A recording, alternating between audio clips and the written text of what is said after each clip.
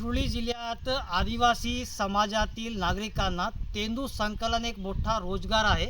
सध्या गडचिरोली जिल्ह्यातील अनेक भागात तेंदू संकलन सुरू असून तेंदू संकलन जे आहे ते अशा प्रकारे करण्यात येतो। हे तेंदू संकलनचे पुढे आहेत। या पुढ्यात 40 ते 50 पाने राहतात आणि हे पाने ग्रामसभेच्या माध्यमाने जे आहेत तेंदू कंत्राटदार जे आहेत ते कंत्राटदार खरेदी करत असतात। हे जे तेंदू पान आहेत हे पान सध्या आता तोडलेले पान आहे। नंतर याला उन्हात ठेवण्यात येते। उन्हात ठेवल्यानंतर एक 7 दिवस उन्हात ठेवला जातो आणि पान सुकल्यानंतर असे पुढे बंडल बांधून याला विक्री करण्यात येते।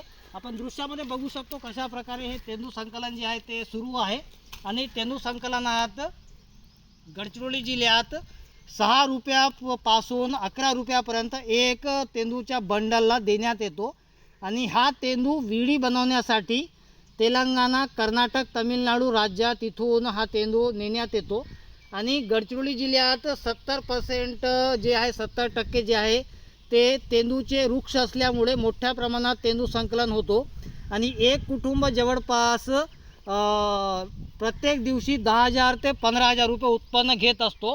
हे तेंदू संकलन एक आठवडा सुरू असून जवळपास 7 ते 10 दिवस हा तेंदू संकलन चालतो।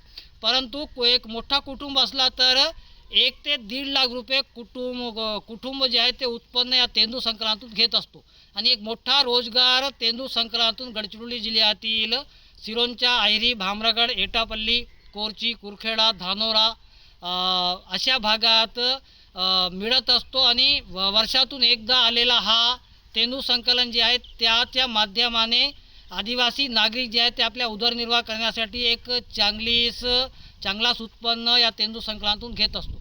कॅमेरामॅन सोहेल पठाणसोबत मेमडी इरफान, TV9 गडचिरोली।